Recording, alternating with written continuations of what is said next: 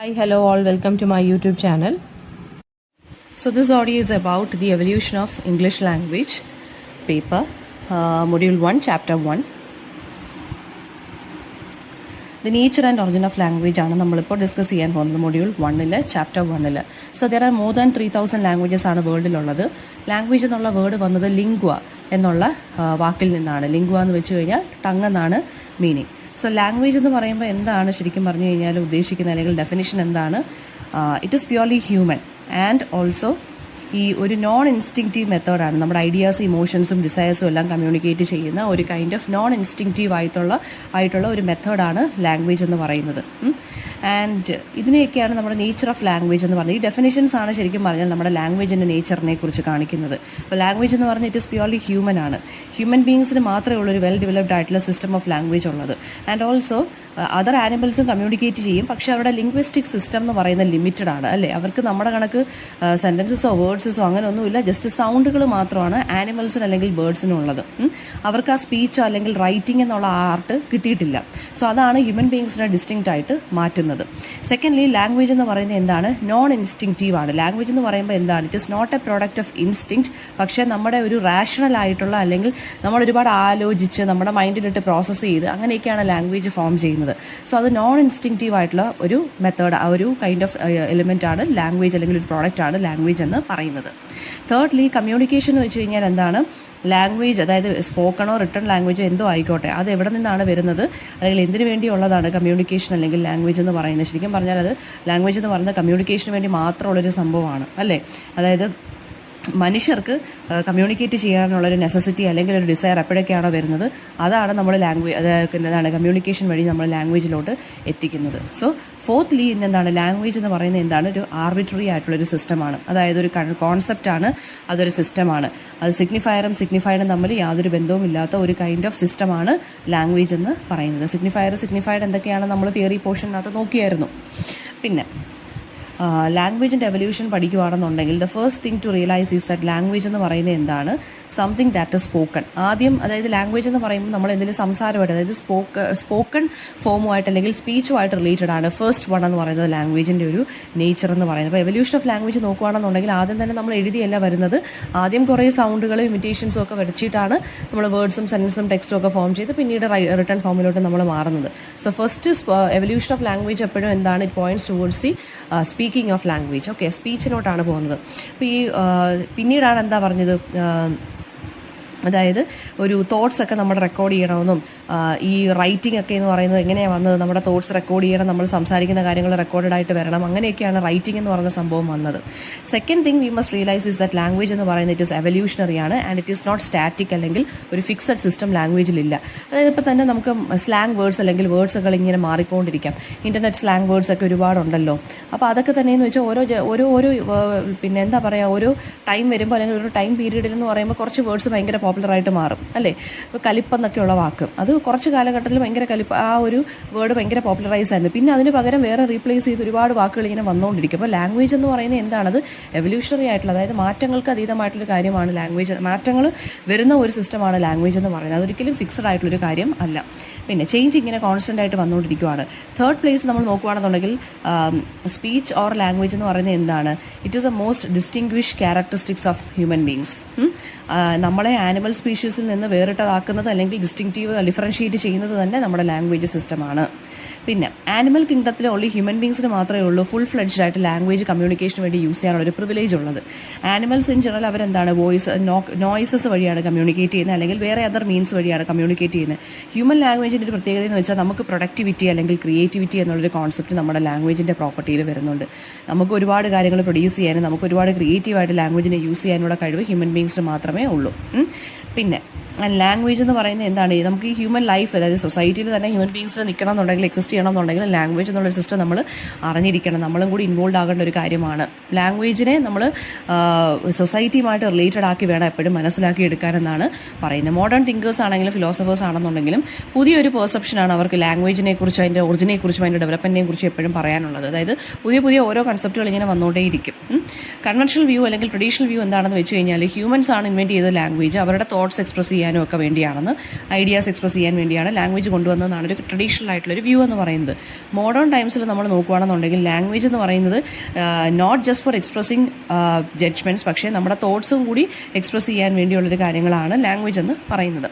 പിന്നെ അതായത് human ബീങ്സിന് rationality develop ആയപ്പോഴാണ് നമ്മൾ കമ്മ്യൂണിക്കേഷൻ്റെ ആ ഒരു കപ്പാസിറ്റി നമ്മുടെ ഡെവലപ്പായി വന്നത്. ഓക്കെ, ഇൻ ഷോർട്ട് ലിംഗ്വിസ്റ്റുകൾ, അതായത് ലാംഗ്വേജിനെ കുറിച്ച് പഠിക്കുന്ന ആളുകൾ, ലിംഗ്വിസ്റ്റുകൾ എന്താണ് ഒരു കൺക്ലൂഷനിൽ എത്തിയിരിക്കുന്നത്, ലാംഗ്വേജ് നമ്മുടെ തോട്ടും തമ്മിൽ നല്ല രീതിയിലൊരു കണക്ഷൻ ഉണ്ടെന്നാണ് പറയുന്നത്.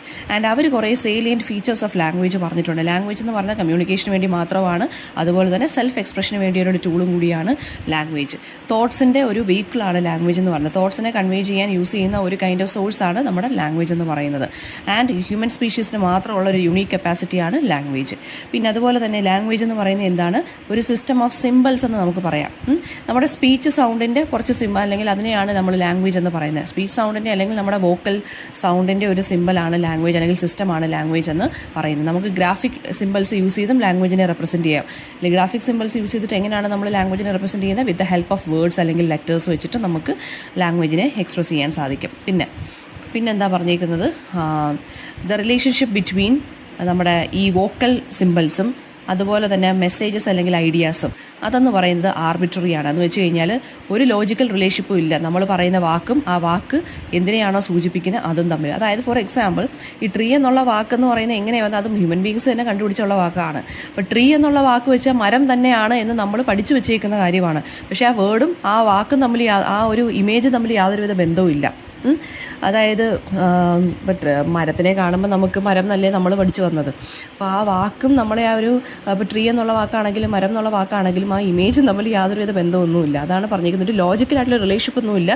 നമ്മളൊരു ഓരോ ഇമേജസിനും നമ്മൾ ഓരോ പേരിട്ട് വിളിക്കുന്നു, അത്രേ ഉള്ളൂ. പിന്നെ ലാംഗ്വേജ് എന്ന് പറയുന്ന ഒരു സ്ട്രക്ചർ ഉണ്ട് അതിന്. അതായത് ഈ ഒരു അതായത് നമുക്ക് സൗണ്ട് ഉണ്ട്, വേർഡ്സ് ഉണ്ട്. ഈ രണ്ട് സ്ട്രക്ചറിലാണ് ലാംഗ്വേജ് നിന്ന് പ്ലേ ചെയ്യുന്നത്. ഓക്കെ, ഈ ഒരു പ്രോപ്പർട്ടി ഓഫ് ലാംഗ്വേജിനെയാണ് നമ്മൾ ഡുവാലിറ്റി എന്ന് വിളിക്കുന്നത്. ലാംഗ്വേജ് എന്ന് പറയുന്നത് സ്ട്രക്ചേർഡ് ആണ് അല്ലെങ്കിൽ പാറ്റേർഡ് ആണ്. അത് രണ്ട് ലെവലിലാണ് സ്ട്രക്ചേർഡ് ആവുന്നത്. ഒന്ന് സൗണ്ടിൻ്റെ രൂപത്തിലും രണ്ടാമത്തത് വേർഡ്സിൻ്റെ രൂപത്തിലും. നെക്സ്റ്റ് വൺ എന്ന് പറഞ്ഞാൽ ഹ്യൂമൻ ലാംഗ്വേജ് എന്ന് പറയുന്നത് സ്ട്രക്ചർ ഡിപ്പെൻഡൻ്റ് ആണ്. അതായത് ഒരു സ്ട്രക്ചറിനെ ഡിപ്പെൻഡ് ചെയ്തിട്ടാണ് ഹ്യൂമൻ ലാംഗ്വേജസ് നമ്മൾ, അല്ലെങ്കിൽ നമ്മുടെ ലാംഗ്വേജ് കൺവേ ചെയ്യുന്നത് നമ്മൾ. എന്ന് വെച്ച് കഴിഞ്ഞാൽ ചില വേർഡ്സുകൾ നമ്മൾ അറേഞ്ച് ചെയ്യുന്നു ഡിഫറെൻറ്റ് വേസിൽ. അങ്ങനെയാണ് നമ്മൾ എന്ത് ചെയ്യുന്നത്, നമ്മുടെ ഡിഫറെൻറ്റ് മെസ്സേജസ് നമ്മൾ കൺവേ ചെയ്യുന്നത്. ഓക്കെ, അപ്പോൾ അത് സ്ട്രക്ചർ ഡിപ്പെൻഡൻ്റ് ആണ് ഹ്യൂമൻ ലാംഗ്വേജ്. ലാംഗ്വേജ് എന്ന് പറഞ്ഞാൽ ഡൈനാമിക് ആണ്, അത് മോഡിഫയബിൾ ആണ്. ഇങ്ങനെ ചേഞ്ചുകൾ വന്നുകൊണ്ടേയിരിക്കും. അതൊരു സ്ലോ പ്രോസസ്സ് കൊണ്ടാണ് ഈ ചേഞ്ചസ് ഒക്കെ ഇങ്ങനെ വന്നുകൊണ്ടിരിക്കുന്നത്. ലാംഗ്വേജ് ഒരു ഓപ്പൺ എൻഡഡ് സിസ്റ്റമാണ്. അതായത് പുതിയ പുതിയ വാക്കുകൾ നമുക്ക്, വൊക്കാബുലറി അത് തന്നെ ഓരോ വർഷവും പുതിയ പുതിയ വാക്കുകളൊക്കെ ഇങ്ങനെ വന്നുകൊണ്ടിരിക്കുമല്ലേ. അപ്പോൾ പുതിയ പുതിയ സെൻറ്റൻസസും പുതിയ പുതിയ സിഗ്നൽസും ആഡ് ആയിക്കൊണ്ടിരിക്കുകയാണ്. അപ്പോൾ ലാംഗ്വേജ് എന്ന് പറയുന്നത് ഒരു ഓപ്പൺ എൻഡഡ് സിസ്റ്റമാണ്. അത് ക്ലോസ്ഡ് അല്ല. അതിങ്ങനെ മാറ്റങ്ങൾ ഇങ്ങനെ അഡാപ്റ്റ് ചെയ്തുകൊണ്ടേയിരിക്കും. ലാംഗ്വേജ് ക്രിയേറ്റീവുമാണ്, പ്രൊഡക്റ്റീവാണ്. അതായത് നമുക്ക് ക്രിയേറ്റീവ് ആയിട്ടുള്ള രീതിയിലും പ്രൊഡക്റ്റീവ് ആയിട്ടുള്ള രീതിയിലും ഒക്കെ നമുക്ക് ലാംഗ്വേജസിനെ യൂസ് ചെയ്യാൻ സാധിക്കും. Language is A system of systems ആണ്. അതായത് ലാംഗ്വേജിൽ തന്നെ ഒരുപാട് യൂണിറ്റ്സ് ഉണ്ട്. നമ്മൾ നേരത്തെ പഠിച്ചല്ലോ, ഫോണറ്റിക്സിനകത്തൊക്കെ ഫോണീംസ് ഉണ്ട്, അങ്ങനെയൊക്കെ പറഞ്ഞില്ലേ. അതുപോലെ തന്നെ ലാംഗ്വേജ് എന്ന് പറയുന്നത് എന്താണ്, കുറേ സിസ്റ്റംസ് കൊണ്ട് ചേരുന്നതാണ് ലാംഗ്വേജ് എന്ന് പറയുന്നത്.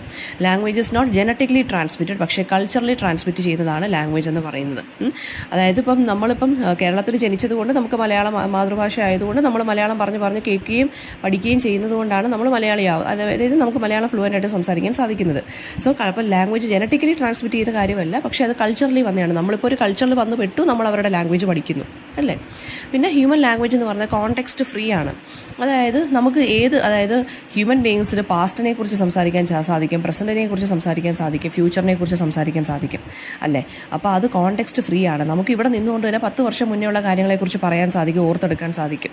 അപ്പോൾ അതുകൊണ്ട് തന്നെ ലാംഗ്വേജ് എന്ന് പറയുന്നത് എന്താണ്, കോണ്ടെക്സ്റ്റ് ഫ്രീ ആണ്. അത് ഏത് സ്പേസിലും ഏത് ടൈമിൽ വേണമെങ്കിലും നമുക്ക് യൂസ് ചെയ്യാൻ സാധിക്കും. ഇനി ഹ്യൂമൻ ബീയിങ്സും ആനിമൽ കമ്മ്യൂണിക്കേഷനും തമ്മിലുള്ള ഡിഫറൻസ് എന്താണ്? ഫസ്റ്റ് വൺ എന്ന് പറയുന്നത് duality of structure. Humans language ഞാൻ പറഞ്ഞു സൗണ്ടിൻ്റെ ലെവലിലും വേർഡിൻ്റെ ലെവലിലുമാണ് ആക്ടിവേറ്റഡ് ആയിക്കൊണ്ടിരിക്കുന്നത്.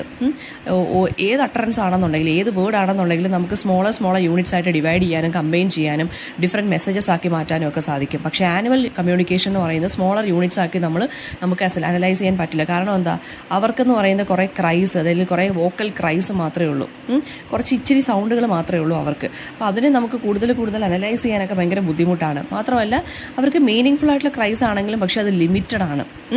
പിന്നെ രണ്ടാമത്തെ പ്രോപ്പർട്ടി എന്ന് പറഞ്ഞാൽ പ്രൊഡക്ടിവിറ്റി അല്ലെങ്കിൽ ക്രിയേറ്റിവിറ്റി. നമുക്ക് ഹ്യൂമൻ ബീങ്സിൽ ലാംഗ്വേജിനെ ഇൻഫിനിറ്റ് നമ്പർ ഓഫ് സെൻറ്റൻസസ് ആക്കി മാറ്റാനും എന്ത് രീതിയിൽ വേണമെങ്കിലും ക്രിയേറ്റീവായിട്ട് ലാംഗ്വേജിനെ യൂസ് ചെയ്യാനും പ്രൊഡ്യൂസ് ചെയ്യാനും ഒക്കെ സാധിക്കും. പക്ഷേ ആനിമൽ കമ്മ്യൂണിക്കേഷന് അതിനകത്തുള്ള ക്രിയേറ്റിവിറ്റിക്ക് ഒരു സ്കോപ്പും ഇല്ല.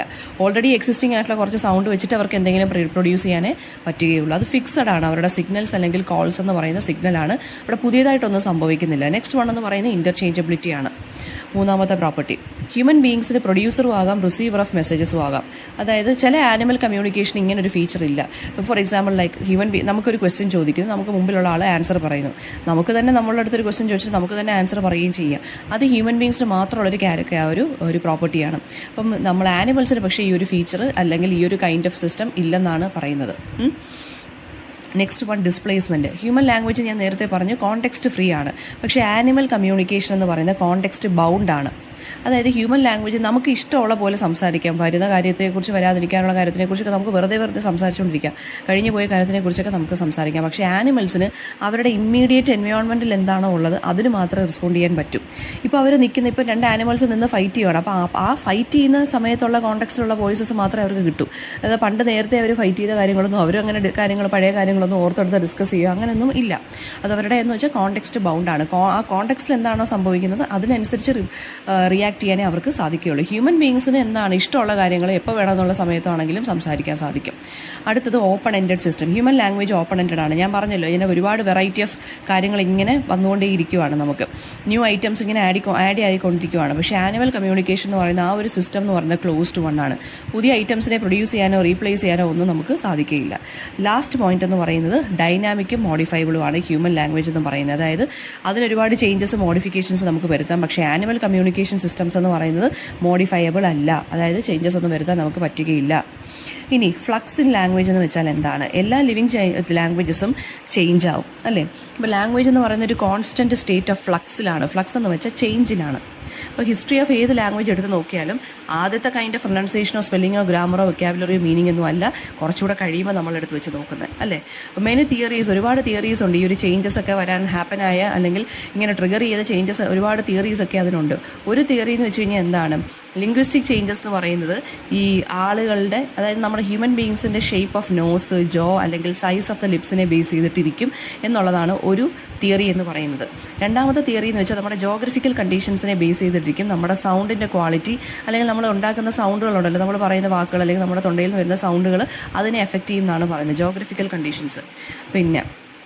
പിന്നെ വേറൊരാൾ ഒരു ഡാനിഷ് ലിംഗ്വിസ്റ്റ് ആയിട്ടുള്ള ഓട്ടോ ജസ്പേഴ്സൺ പറഞ്ഞത് ഹിസ്റ്റോറിക്കൽ ഈവൻസും ലിംഗ്വിസ്റ്റിക് ചേഞ്ചിനെ ഇൻഫ്ലുവൻസ് ചെയ്യാം. അതായത് ചരിത്രത്തിലുണ്ടാകുന്ന മാറ്റങ്ങളും സംഭവങ്ങളും ഒക്കെ ലിംഗ്വിസ്റ്റിക് ചേഞ്ചിനെ ഇൻഫ്ലുവൻസ് ചെയ്യാം എന്നാണ് പറയുന്നത്. അതായത് ഈ വാറുകൾ, യുദ്ധങ്ങൾ, ഫാമിൻ, അതായത് നമ്മുടെ വരൾച്ച, ഡ്രോട്ട്, ഫ്ലഡ് ഇങ്ങനെയുള്ള കാര്യങ്ങളൊക്കെ എന്താണ് ലാംഗ്വേജിലും മാറ്റങ്ങൾ വരുത്താമെന്നാണ് പറയുന്നത്. സോഷ്യൽ ചേഞ്ചസ് അല്ലെങ്കിൽ എന്തെങ്കിലും പ്രശ്നങ്ങൾ ഉണ്ടാകുമ്പോൾ, റെവല്യൂഷൻസ് ഉണ്ടാകുമ്പോൾ, അതുപോലെ തന്നെ ഇൻഡസ്ട്രിയലൈസേഷൻ, കോളനൈസേഷൻ, അർബനൈസേഷൻ, മൈഗ്രേഷൻ, ഇതെല്ലാം ലാംഗ്വേജിനെ എഫക്ട് ചെയ്യുന്ന കാര്യങ്ങളാണ്. ഇപ്പോൾ കോളനൈസേഷൻ വന്നതോടുകൂടി ഇപ്പോൾ ബ്രിട്ടീഷുകാർ ഇവിടെ വന്ന് കുറേ വർഷം നമ്മളെ റൂൾ ചെയ്തു. സോ അവരുടെ ആ വാക്കുകളും അവരുടെ ആ സിസ്റ്റം ഉണ്ടല്ലോ അതിപ്പോഴും നമ്മൾ ഫോളോ ചെയ്യുന്നുണ്ടായിരുന്നു. അത് പതുക്കെ ഇപ്പോഴാണ്, അതായത് എക്സ്പെഷ്യലി നമ്മൾ ഈ കോർട്ടിലൊക്കെ അവരുടെ ഒരു ലാംഗ്വേജ് യൂസ് ഒക്കെ ഉണ്ടല്ലോ, മൈ ലോഡ് എന്നൊക്കെ ഉള്ളത്, അതൊക്കെ അവർ പഠിപ്പിച്ച് തന്ന കാര്യങ്ങളാണ് നമുക്ക്, അല്ലെങ്കിൽ അവർ ഫോളോ ചെയ്ത സിസ്റ്റമാണ്. അത് തന്നെയാണ് നമ്മൾ ഇപ്പോഴും ഫോളോ ചെയ്യുന്നത് അല്ലേ? സോ അതൊക്കെ എന്ന് പറയുന്നത് എന്താണ്? അപ്പോൾ ഒരു കോളനൈസേഷൻ്റെ റിസൾട്ടാണ് ഇതെന്ന് പറയുന്നത്. നമ്മൾ ഇവിടെ നിന്ന് പോയി വേറൊരു രാജ്യത്തോട്ട് പോവുകയാണ്, മൈഗ്രേറ്റ് ചെയ്യുന്നു. സോ നമ്മൾ എന്ത് ചെയ്യും? നമ്മൾ അവിടെ ചെല്ലുമ്പോൾ എന്താണ് നമ്മുടെ സ്ലാങ്ങും ആക്സൻറ്റും എല്ലാം നമുക്ക് മാറാം അല്ലേ? അപ്പോൾ അതാണ് ലാംഗ്വേജ് എന്ന് പറയുന്നത്. എന്താണ്? ഒരു ടോട്ടൽ ചേഞ്ചിലാണ് ലാംഗ്വേജ് എന്ന് പറയുന്നത്. എന്തെങ്കിലും ഡൗട്ട് ഉണ്ടെങ്കിൽ കമൻറ്റ് ബോക്സിൽ ചോദിക്കുക. Thank you.